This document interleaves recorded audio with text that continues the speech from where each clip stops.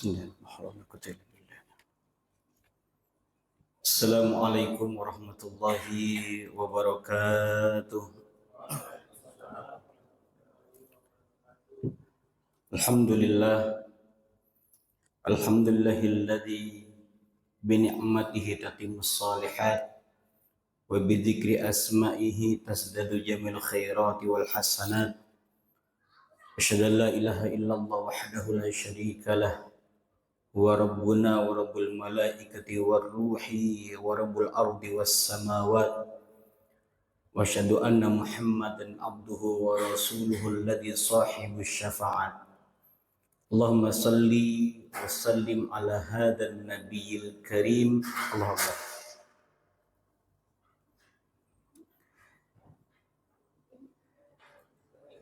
nabiyina wa maulana muhammadin wa ala alihi wa ashabihil kiram ila yaumil mi'ad, amma ba'du. Ma'asyiral hadirin wa bil khusus al-mukhtaram al-masyayikh, para kiai, para asatid, para tuan guru yang ulun muliakan karena Allah, yang mudah-mudahan dengan hadirnya tuan guru kita, alim ulama kita, menambah keberkahan di sisi Allah Subhanahu wa taala. Kita memperbanyak istighfar kepada Allah Subhanahu wa taala, karena tahun baru Islam tidak semegah, tidak seheboh perayaan tahun baru Masehi. Kalau ditelisik dari sepanjang sejarah pertahun baruan, sejarah pertahun baruan itu kan kita kayaknya biasa-biasa aja. Tapi kalau tahun baru Masehi, Masya Allah. Dan tidak sedikit banyak di antara mungkin saudara kita, sahabat kita, kerabat kita, bahkan mungkin anak kita terlibat di dalamnya. Maka sebagian ulama menyatakan paling banyak dosanya kaum muslimin itu terjadi di tahun baru Masehi. Bahkan peringatan tahun baru Islam pun tidak ada sebenarnya dalam sejarah Nabi, dalam historical sejarah Nabi tidak ada. Tapi ini dalam rangka bagaimana menyadarkan umat itu seyogyanya kita jangan hanya terlena, terkecoh, terhebohkan dengan tahun baru Masehi saja. Tahun baru Islam Hijriyah mestinya juga kita galakkan, dalam artian bukan tasyabuh kepada mereka, mungkin dikelat dengan kajian, mungkin dikelat dengan tabligh yang isinya langsung berupa nasihat atau mau'izah hasanah. Bahkan ini proses penyadaran umat sebenarnya, karena umat itu harus sering-sering disadarkan. Terlebih lagi zaman sebelakang ini zaman semakin aneh. Orang dengan ilmu kajian sedikit yang kadang menyeleweng banyak pengikutnya. Mungkin antum pernah dengar kiai, nyebutnya kiai lagi. Haji, untung tidak ada gelar hajinya di situ dia. Kiai Gupron. Yang terkenal dalilnya adalah inna maqali hasyidi rahmatan fimallah. Dalilnya itu aja. Ngomong apa nyambung kemana, pokoknya itu aja.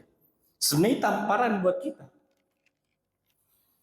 Kita yang memang berlandaskan Al-Quran dan hadis yang menjadi pedoman hidup seorang muslim, ternyata kita jauh dari itu. Dan itu kan banyak pengikutnya guru ya, nggak sedikit itu. Bahkan berani melabelkan dirinya kiai pengasuh pondok pesantren. La haula wala quwata illa billah. Ini ulun betakun lawan teman-teman di MUI, teman-teman di lembaga dakwah Nahdlatul Ulama, lembaga taklim di Muhammadiyah, ulun betakun, ulun berujar sampai ada kayak gitu di papan, kita adalah barisan paling depan. Harus itu kita bentengi anak muda kita. Syukurnya yang di pengikut itu bukan anak muda, Malah yang tua-tua malah yang mudah terkecohkan dengan dia bisa ngobrol dengan malaikat Jibril. Wah itu panjenengan kalau ada orang bisa dengar ngobrol malaikat Jibril, panjenengan mengimami. Ini ngobrol malaikat Jibril. Ring 1 malaikat Jibril. Bahkan yang terakhir viral itu sempat video callan sama malaikat maut. Coba. Antum ketemu orang kayak gitu percaya? Kira-kira. Bisa ngasih excuse. Apa excuse itu ya? Jalur keselamatan. Misal malaikat maut datang, panjenengan sudah waktunya. Ada sigupron antara malaikat maut mungkin besok aja. Diiyakan gitu. Percaya panjenengan? Nggak percaya, alhamdulillah. Berarti selamat sudah berarti. Khawatir nanti besok ada lagi kayak itu. Karena Dajjal itu akan jauh lebih hebat dari itu, Pak. Dajjal lebih jauh lebih dahsyat dari itu, bahkan bisa menyamai bahkan dalam riwayat kekuatan Allah, bisa mendatangkan hujan, bisa menghidupkan orang mati yang kita cintai. Itu pentingnya kita mengaji. Meskipun yang hadir ngaji pasti rata-rata orang tua. Ya nggak apa-apa. Minimal ini pengetahuan buat bapak ibu untuk mewariskan kepada anak-anaknya nanti. Teringat pesan Nabi Ibrahim alaihissalam, ma ta'buduna min ba'di. Nabi Ibrahim setelah mau wafat itu sempat berpesan kepada anak-anaknya, ma ta'buduna min ba'di. Apa yang akan kau sembah wahai anak-anakku? Ya sama, ini kalimat juga pecutan motivasi buat kita. Kalau kita kan sekarang insya Allah iman itu aman. Ada yang merasa imannya tidak aman, kira-kira. Hadir di majelis di masjid ini, ada yang merasa imannya tidak aman. Ini nunduk-nunduk tanda setuju atau piye? Imannya ya, yang saya tanyakan imannya. Ada yang merasa imannya sudah aman? Belum Ustaz, karena al-imanu yazidu wa yanqus. Itu sering ulun sampaikan tuh di khatib, di tablik. Kita itu Bapak Ibu, ada ibu kan? Ada. Kita itu Bapak Ibu dimuliakan Allah, kadang meletakkan iman Allah kepada Allah itu kadang di masjid. Lepas dari masjid, kita lepas Allah itu. Makanya banyak orang yang subuh dia beriman, kan begitu kata Nabi. Subuh dia beriman, malam dia bisa menjadi kafir. Sebaliknya malam dia beriman, subuhnya bisa menjadi kafir. Tentu dengan makna yang apakah dia malam isya, subuhnya nggak subuhan. Ataukah dia pagi subuhan, zuhur, asar, maghrib, isya nggak dilaksanakan. Kan termasuk kafir hukumnya itu. Menyengajakan diri tidak sholat. Bukan kena uzur loh ya. Lain cerita kalau kena uzur. Tapi kan menyengajakan diri. Laqad kafaro kan kalimatnya di situ, di hadisnya itu. Nah ini menjadi kekhawatiran kita. Maka diadakan momentum setiap ada tahun baru, ada kajian, ada tabligh, ada muhasabah. Nggak tahu pas pengajian ada muhasabah Ustaz? Nggak ada. Nah, itu perbanyak berzikir. Karena memang kita waktunya banyak berzikir. Lebih-lebih yang usia 40 tahun ke atas itu Rabbana auzi'na an nashkura ni'mataka allati an'amta 'alaina wa 'ala walidina wa an na'mala sholihan tardahu. Kita banyak bersyukur kepada Allah melewati usia 40. Mohon maaf, yang usia di atas 40 angkat tangan. Di atas 40, jangan ngaku-ngaku muda Pak. Usia 40 ke atas. Wong cilik nggak usah. Yang mau nyampe 40, ibu-ibu nggak usah angkat tangan Bu, nggak kelihatan juga Bu dari sini Bu, nggak usah. Belum nyampe 40, udah kan? Satu. Panjenengan belum 40? Antum belum 40? Kok rodo boros ya? Malah saya kelihatan awet muda di sini, padahal sudah 41. Al-Fakir itu Pak, sebelum masuk 40 itu deg-degan was-wasan loh Pak. Karena hampir banyak sahabat ulun, kiai-kiai ulama yang ulun dambakan, yang ulun idolakan, yang ulun ikuti kajiannya itu rata-rata meninggal usia 40 Pak. Jujur. Terlebih lagi pas ada satu momentum dia hobi sama, kesukaannya sama. Ulun tuh kan fans beratnya Ustaz Jeffrey Al-Bukhari almarhum. Ada yang tahu beliau? Tahu nggih? Tahu insyaallah. Ulun ngefans berat sama beliau ketika itu. Kalau tablik tidak begini kayak ulun. Kalau ulun tablik akbar itu hampir dibilang orang mirip UJ. Plak pembawaannya sama. Ini kan lagi kajian, beda. Kalau tablik, ulun mirip-miripin dengan beliau. Gayanya, bawaannya, meskipun ulun tidak bisa qori, yang penting gayanya dulu. Beliau wafat dalam keadaan mengendarai sepeda motor, dan begitu memang Allah akan mewafatkan hambanya tidak jauh-jauh dari apa yang menjadi kesukaannya atau pembiasaannya. Jadi hati-hati itu yang kebiasaannya buruk, na'udzubillah. Ini makanya ulun kalau naik motor, naik mobil itu kadang ngebut itu takut-takut juga sebenarnya. Allahu a'lam bishawab. Jadi ayo, di tahun 1446 Hijrah itu kan mestinya kita bisa berubah. Setahun sekali peringatan cek. Wah ini di sabotase kayaknya. Dop kah? Mati. Oh, cek. Pertanyaan sederhananya, berapa kali antum melewati tahun baru Hijriah?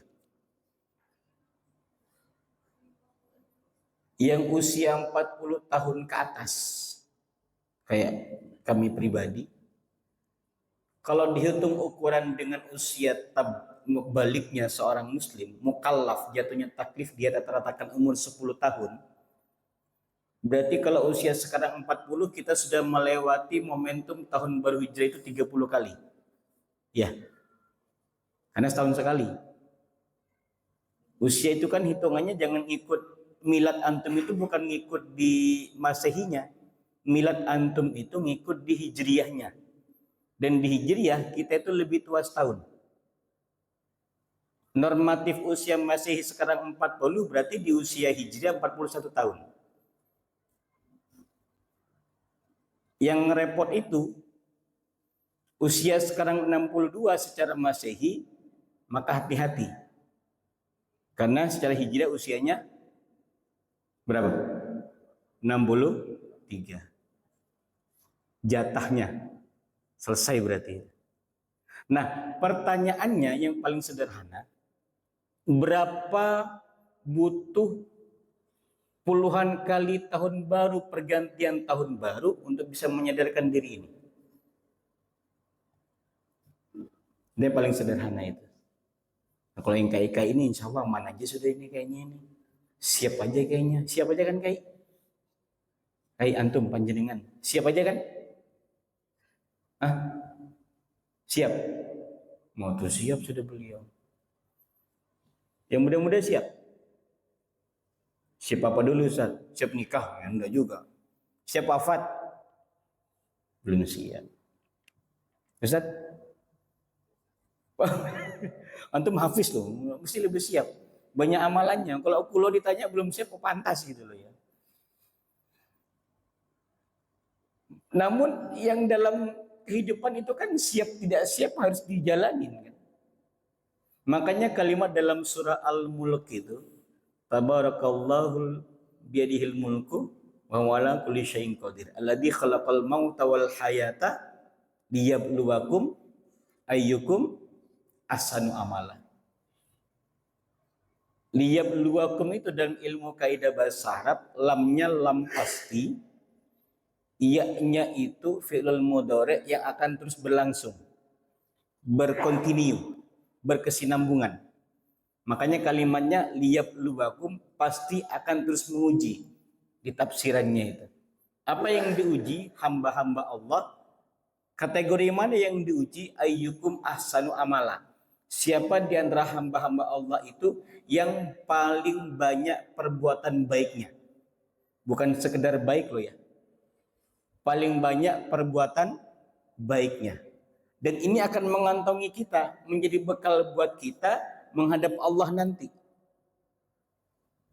Kita kan menghadap Allah itu nantinya dimasukkan ke surga atau neraka tergantung kepada amalnya. Dimasukkan ke surga karena rahmat Allah, dimasukkan ke neraka dikarenakan perbuatan kita. Coba, mohon maaf lahir batin. Di antara kita ada yang punya jaminan amal sholatnya bisa menjadi masuk ke surganya Allah. Ada yang punya jaminan? Oke, skip. Bilang iya dan tidak berarti. Puasa sekian puluh tahun bisa menjadi jaminan masuk ke surganya Allah. Kira-kira bekal untuk dimasukkan ke surganya Allah. Nah, ini diamnya saya bingung nih, iya apa tidak ini? Oke, skip, diam. Sedekah yang tiap Jumat tadi itu loh, cuma numpang lewat 2000 doang gitu. Atau mungkin paling banter 10.000. Itu pun kalau bawa uang. Kalau nambah uang cuma kadang nyentuh aja. Ikut nyentuh. Maksudnya bantu dorong gitu loh ya. Bukan masukin uang. Kita pun tidak punya jaminan dan bekal untuk sebagai penambah dimasukkan ke surganya Allah. Maka butuh motivasi. Jadi kalau hanya berdoa sekedar pingin kaya itu kecil bagi Allah sebenarnya. Sekedar berdoa mendapatkan rezeki yang berlimpah kecil bagi Allah. Puncak doa itu kan Rabbana atina fid dunya hasanatan wa fil akhirati hasanatan. Makanya disebut doa sapu jagat. Hanya sebuah nama sih. Karena kita meyakini hidup sekarang kita ini alhamdulillah aman, bahagia, baik. Dengan rezeki yang ada alhamdulillah berkecukupan, iya. Dengan istri yang ada yang solehah, yang nurut kepada suami, manut apa kata suami, taat kepada suami. Dengan adanya anak keturunan, anak-anak yang rajin ngaji mungkin di TK-TPA sini tiap sore. Anak yang nurut kepada orang tuanya disuruh langsung jawab iya Pak, iya Bu. Ada mungkin tetangga misalnya di sebelah rumah kita yang ternyata saling membantu, saling mengayom, saling mengingatkan. Itu udah bentuk sederhana dalam bentuk hasanatan di dunia. Cuma kadang kita kan kurang menyadari kadang-kadang. Ya mohon maaf kalau ketemu di sekitar tetangganya rada-rada julid ya agak repot juga itu. Makanya pernah kan Anda bilang terakhir kali ngisi di masjid ini ketika tarawih kalau tidak salah. Coba lihat Bapak Ibu dimuliakan Allah kanan kiri tetangganya. Sudah kenal? Kenal. Tahu rumahnya? Tahu. Paham karakternya? Iya. Lihatin baik-baik Bu. Lihatin baik-baik Pak. Kadangkala kita sering mengatakan keburukan orang lain di tetangga kita, tapi kita tanpa mengucapkannya. Ngedumel. Sering. Nah harapannya di tahun baru Hijriah 1446 ini ada perubahan yang mendasar. Dalam ilmu mengenal pribadian itu kan ada beberapa kategori ya. Yang pertama ada orang yang tahu dia salah dan ia menyadari kesalahannya. Ada orang yang tahu dia salah tapi dia tidak menyadari kesalahannya. Ada orang yang dia tidak tahu kalau dia salah ditambah tidak paham akan kesalahan dirinya. Ini agak repot. Perubahan itu kan menjadikan proses sebenarnya dalam diri ini. Kenapa kita harus berubah? Kita harus menyadari diri dulu. Kita ini pasti makhluk yang bersalah. Insan yang bersalah. Maka dengan menyadari kalau kita salah, kita akan menginventarisir, akan mengecek berapa banyak kesalahan yang sering kita lakukan. Kan kita sering tidak tahu apa kesalahan kita di hadapan orang lain. Karena mungkin kita tidak menampakkannya secara langsung, tapi hati sering mengatakan. Kita tidak memperlihatkan secara langsung, tapi kadang mimik wajah, ekspresi wajah menampakkan. Ada yang kayak gitu? Gak suka sama orang tapi tidak ngomong, tapi ekspresi wajahnya kelihatan banget. Muka masam, muka cemberut, dia tidak berbahasa, tidak berbicara, tapi ekspresi wajahnya berbicara. Sering nemu orang kayak gitu? Sering, Mbak? Di kelompok masjid aja. Tampak berbicara tapi menampakkan bahasa raut wajah. Jadi kita harus kontrol diri sebenarnya. Maka yang pertama yang menjadikan kita pribadi seorang yang mestinya mawas diri adalah agar menjaga diri ini dalam jalur perubahan. Yang pertama istiqomah dalam beribadah. Jangan nanggung-nanggung. Insya Allah kalau 5 waktu kayaknya istiqomah deh. Warga komplek apa ini? Hah? Batakan Nasri. Istiqomah enggak 5 waktunya, Pak? Insya Allah. Sebut tadi berapa sab-sab?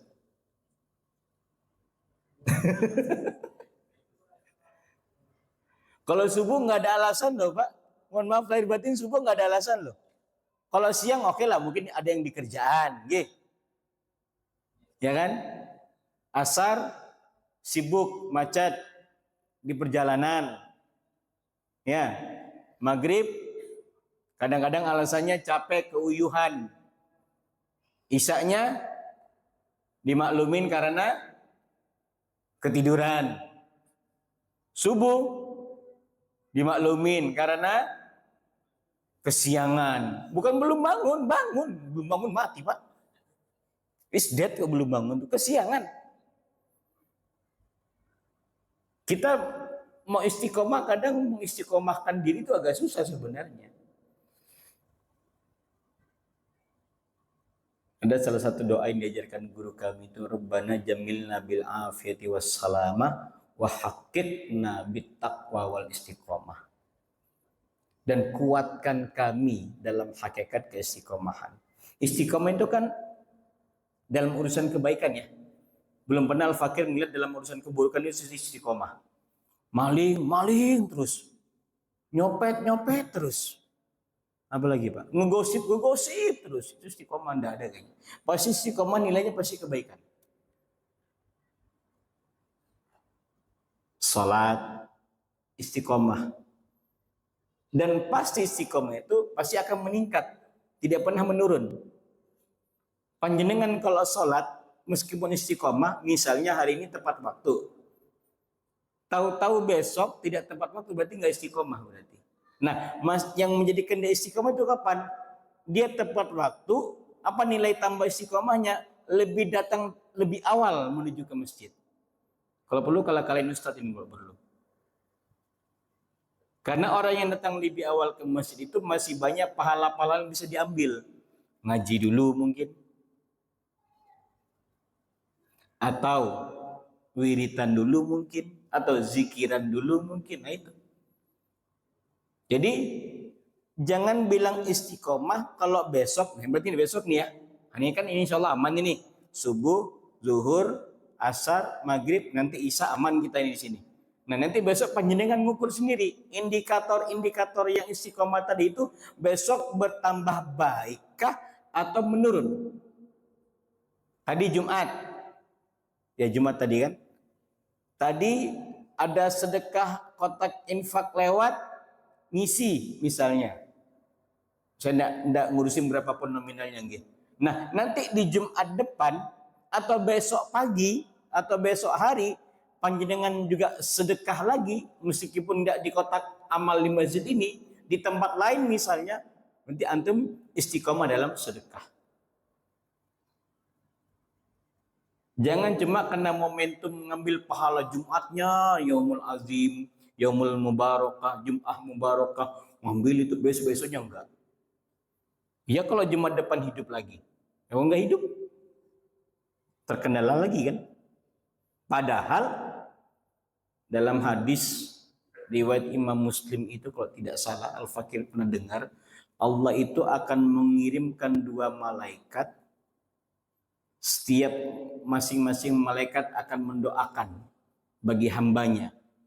Dan dengan doa malaikat tadi ini akan dijadikan bermakna tidak suatu subuh atau suatu hari bagi hamba itu.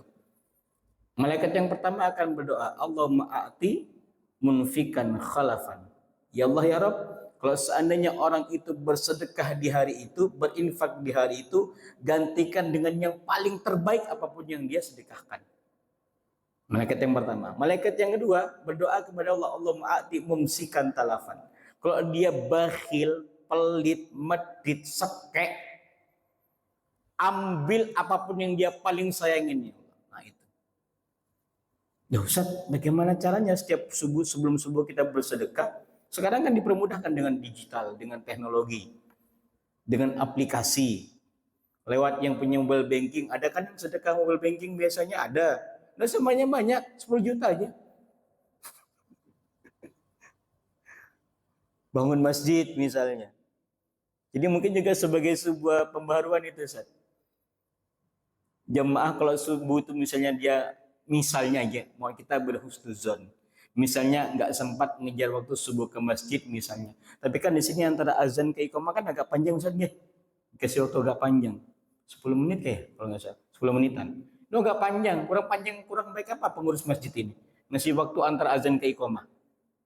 Kau pakai alasan, udah telat, subuhnya udah kelewatan, padahal belum subuh-subuh padahal di sini. Misalnya waktu 10 menit. Itu juga bisa menjadi inovasi Ustaz.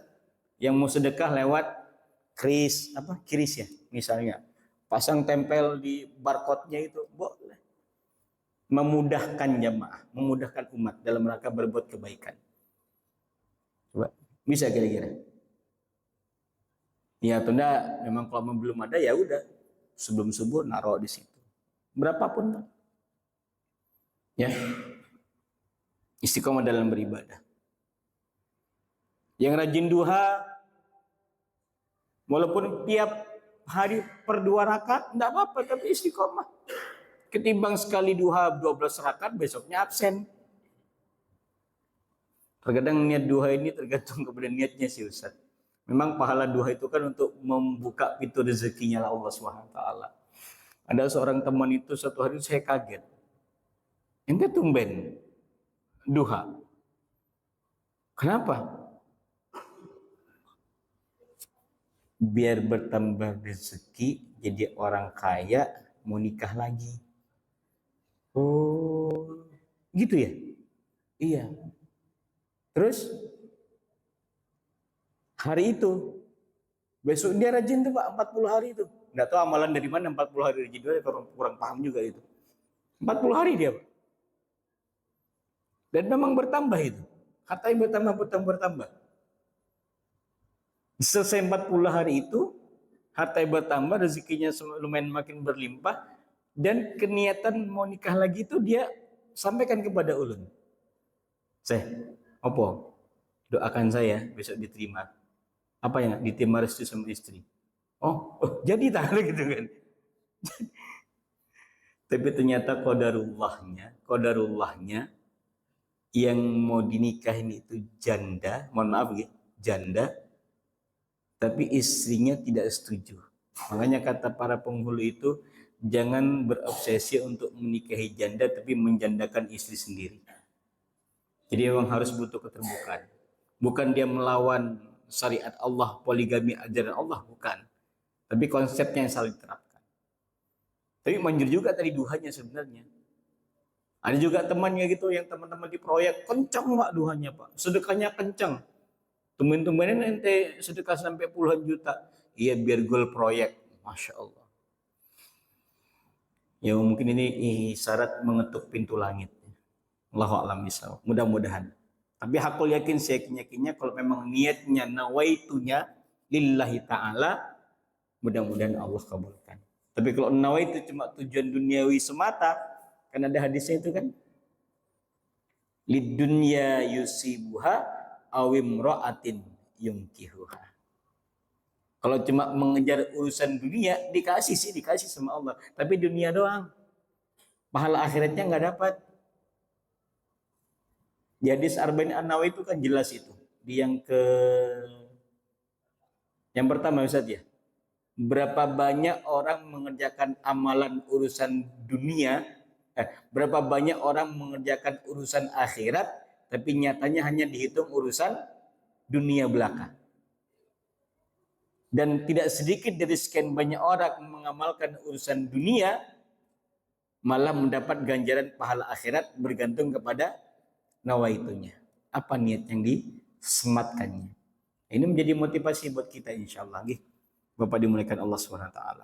Selanjutnya, bagaimana menjadikan pribadi yang berubah dan menjadi pribadi yang baik? Bersihkan hati dari segala macam penyakit. Sudah pasti itu Pak. Sudah pasti. Inna fi kulli jasadin mudghah. Ada mudghah, ada hati. Idza salahat salat sairul jasadi. Jika bersih hati tadi itu, maka bersihlah seluruh amal perbuatan kita. Tergantung hasad, tergantung dengki, iri hati. Ini yang kadang menimbulkan manusia itu ingin tampak baik di hadapan orang lain, tapi lupa caranya bagaimana menata hati yang baik. Banyak faktor. Keirian, kedengkian, kecemburuan. Ada suami istri ketika membuka usaha itu bareng-bareng. Nikah dari awal tuh zero, nol. Allah titipkan sebuah usaha kepada mereka berdua, sahabat ulun juga. Dititipkan usaha, membuka sebuah toko, berkembang. Si istri buka usaha lagi, usaha konter. Si suami buka usaha arloji, jam. Perlahan makin naik, makin sukses. Tapi Allah berikan ujian. Ujiannya di mana? Bukan masalah orang ketiga, bukan. Tapi ujiannya adalah kecemburuan. Melihat istrinya lebih sukses daripada suaminya. Suaminya cemburu. Tapi si istri juga cemburu dengan arloji ini, usaha arloji, banyak kliennya wanita. Padahal nggak ada orang ketiga padahal. Diuji. Makanya betul ujian kita laki-laki itu banyak. Harta, tahta, wanita. Semakin tinggi keimanan kedudukan seseorang, maka akan semakin tinggi ujiannya. Jadi antum mau imannya bagus atau yang standar-standar aja? Ya Pak? Mau imannya bagus atau yang standar-standaran saja? Hah? Bingung gini. Takut salah jawab Ustaz. Iman bagus ujian kencang juga. Iman standar ya iman ujian standar-standar juga. Semakin kuat iman kita, semakin kuat godaannya. Apapun itu Pak. Al-Fakir pernah alamin ya Allah ya Rabbi. Bukan masalah kaya ataupun tidak kaya, bukan. Diberikan kedudukan, ujiannya banyak. Diberikan level viral, Ustadz viral, ujiannya jauh lebih banyak. Diberikan pertemanan nikmat, persahabatan, pergaulan, banyak orang-orang dekat dengan kita, jamaah kita, ujiannya juga berbeda. Padahal iman masih biasa-biasa aja padahal. Tapi karena nikmat kedudukan tadi di mata sosial, itu makin besar juga ujiannya. Itu lebih sulit. Al-Fakir itu kadang iri sama jamaah guru. Jujur iri sama jamaah ulun itu. Irinya di mana? Jamaah itu kan tinggal duduk, dengerin Ustadz ngomong, Ustadz tausiah, Ustadz ceramah. Ya ada yang masuk, ada yang meresap di hati. Alhamdulillah dapat ilmu baru. Kalau kita ini kan levelnya kadang walaupun udah menyampaikan tausiah, ada aja ujiannya lagi itu Pak. Nanti panjenengan kalau tanya lagi habis ini kepada ulun, misalnya ulun pasti lupa itu apa yang disampaikan. Itu ujian. Tapi bagi jemaah udah menyerap ilmu, dapat tambahan wawasan, menyadarkan diri. Itu nikmat. Nggih. Biar bersih dari penyakit hati. Jangan kotori hati. Sayang ibadah, sayang ngajinya, sayang sedekahnya, sayang puasanya. Bukankah yang meruntuhkan semua amal-amal tadi itu hanya karena satu, penyakit hati. Apa yang paling besar? Sombong. Ya, nanti ada momentum. Mungkin ada waktu, ada 4 hal yang meruntuhkan amal kita di hadapan Allah Subhanahu wa taala. Tapi lain pembahasan. Yang ketiga, jamaah dimuliakan Allah Subhanahu wa taala yang sama-sama ulun muliakan. Yang pertama, tingkatkan ibadah kita kepada Allah Subhanahu wa taala. Nggih. Yang ketiga, yakinkan diri kita untuk tetap memilih di jalan kebaikan. Jalan kebenaran. Apa yang terjadi di dunia saat ini, di Indonesia khususnya, adalah dengan bermunculan tokoh-tokoh yang mulai hati-hati menggerogoti keimanan kita. Entah dengan hartanya, entah dengan ajarannya, entah dengan mungkin kefigurannya. Dan itu bergantung kepada kita semestinya, bagaimana menyikapinya. Kalau menyikapinya karena betul-betul karena Allah, pasti Allah akan memberikan jalan, kita dimudahkan. Kalau dia memang baik untuk agama kita, baik untuk keluarga kita, baik untuk umat, kita dimudahkan untuk menyerap ilmunya. Tapi kalau sekiranya dia tidak baik untuk kita, ada merasa tidak nyaman, merasa tidak serak, merasa tidak membekas yang bisa melukai hati, tidak bagus untuk umat, mudah-mudahan Allah tunjukkan kita untuk menghindarinya. Itu kan doa istikharah kan? Antum sering istikharah apa enggak? Pernah istikharah? Ya Allah, kalau ini baik untuk hamba, baik untuk keluarga hamba, baik untuk hamba menjalaninya di tengah-tengah umat, mudahkan. Kalau ini tidak baik untuk hamba, tidak baik untuk agama hamba, tidak baik untuk keluarga hamba, tidak baik untuk hamba di tengah-tengah umat, maka hindarkan. Kan gitu doa istikharah. Terkadang kita menentukan sesuatu tanpa istikharah. Nanya ke guru, nanya ke teman, baik nggak ya? Ya namanya teman, kadang kalau dia suka dibilang baik. Kalau dia tidak suka, dia akan mengatakan tidak baik. Yang sefrekuensi akan bilang baik, yang tidak sefrekuensi tidak akan mengatakan tidak baik. Fas'alu ahla dzikri. Tanya kepada orang yang paling bagus ibadahnya. Tanya kepada orang yang rajin ibadahnya. Tanya ke guru-guru kita, Ustadz ini bagus apa enggak? Tentu ustadznya yang netral. Jangan yang memihak dia atau memihak kepada yang lain-lain. Tanyakan. Yakin tidak jalan yang kita hadapi ini adalah kebaikan? Kayak ini, usia semakin tua, di masjid terus. Baik apa enggak kira-kira? Semakin tua usia, di masjid terus. Baik enggak Pak? Pak, baik enggak? Panjenengan semakin tua usia ini, di atas 50-60, di masjid terus. Ngapain ya? Pokoknya di masjid aja pokoknya. Mau ngaji kah, mau tidur kah, mau ngapain kah, di masjid terus. Baik apa enggak? Enggak bagus-bagus juga. Menebar manfaat jauh lebih banyak ketimbang beribadah sendirian. Menebar manfaat jauh lebih baik ketimbang ibadah sendirian.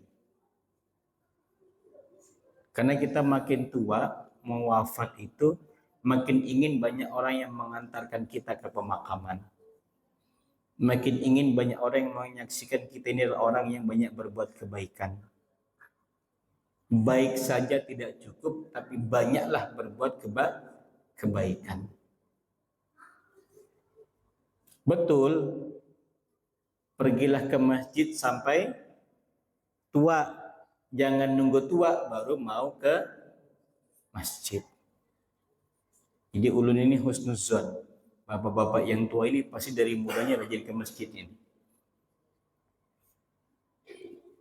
Atau yang kedua, pergilah ke masjid sampai mati. Jangan nunggu mati baru diantar ke masjid. Bagaimana cerita dia pergi ke masjid sendirian kalau udah mati? Karena ke masjid itu cuma dua kondisinya, datang sendiri atau diantar. Maka warga perumahan Batakan Asri yang jarang ke masjid, mulai sekarang rajin-rajin ke masjid. Karena kalau nggak diantar, mending datang sendirian daripada diantar ke masjid. Banyak warganya di sini, Ustaz.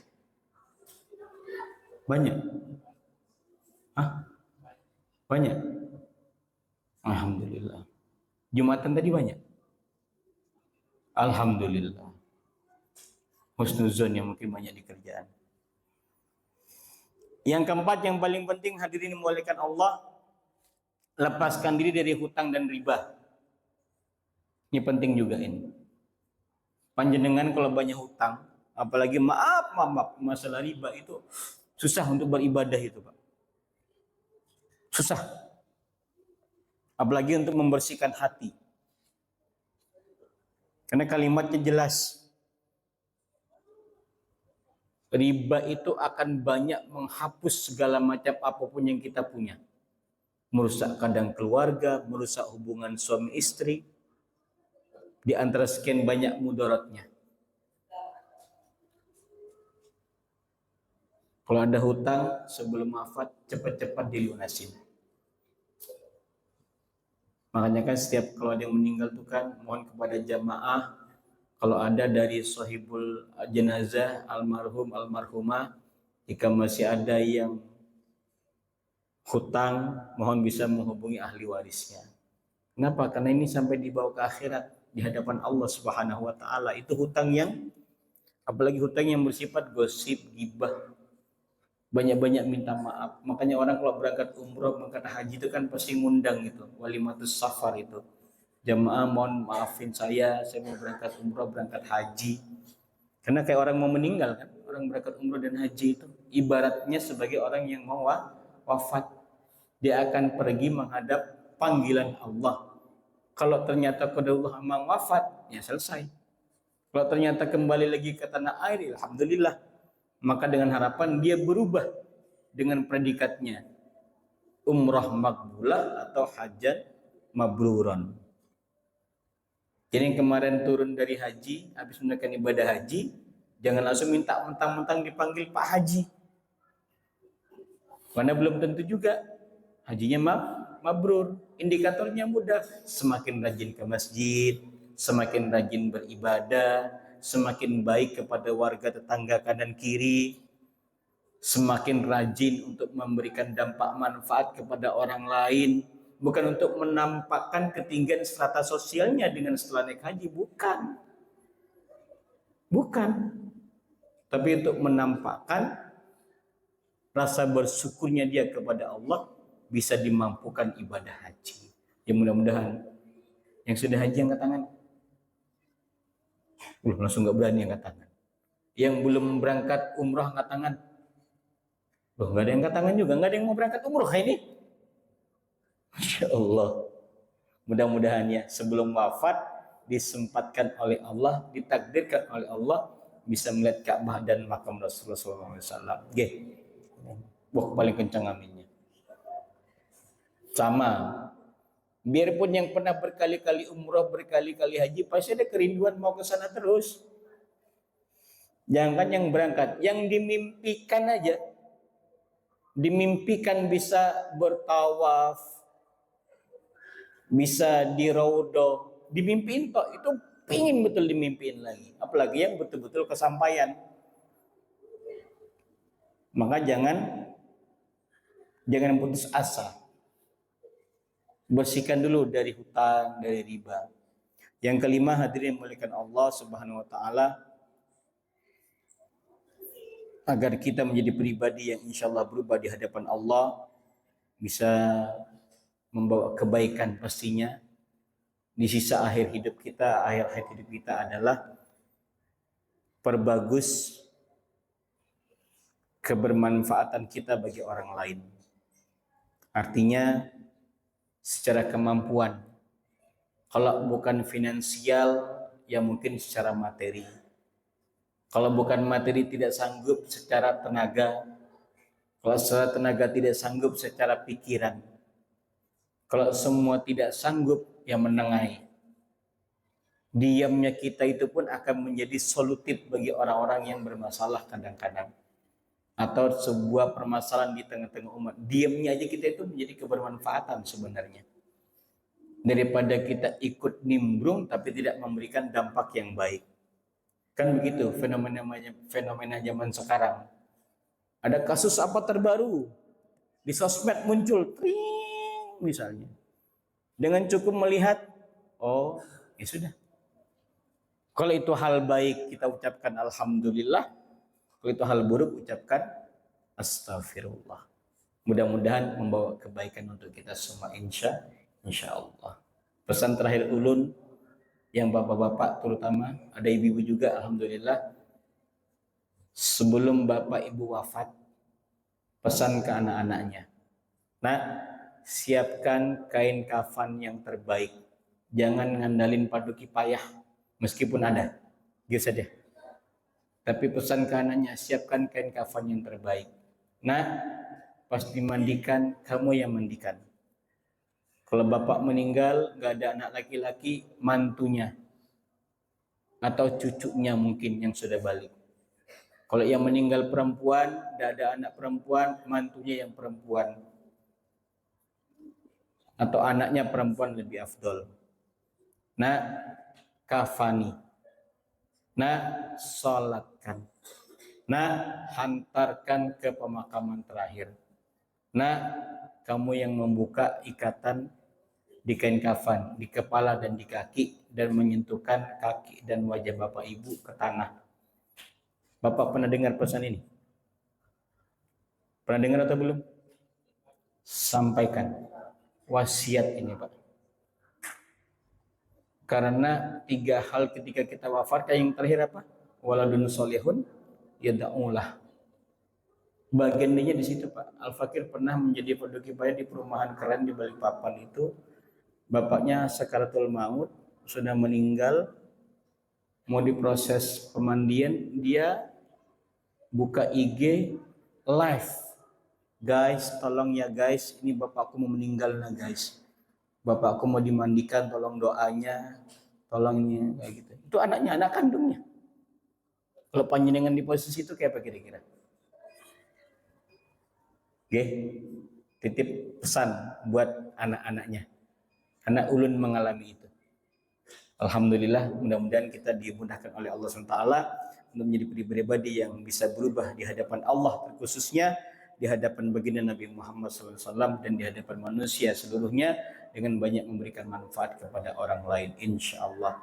Mohon maaf lahir batin atas segala ucapan yang terucap, atas segala lisan yang disampaikan dan itu mungkin membekas di hati menjadi kurang yang berkenan, atas segala perbuatan yang tidak menyamankan hati. Tapi insya Allah apa yang Al-Fakir sampaikan mudah-mudahan menyadarkan kita semua untuk menjadi pribadi yang ahsanu amala. Hadanallahu wa iyyakum ajma'in. Ihdinas siratal mustaqim. Wassalamualaikum warahmatullahi wabarakatuh.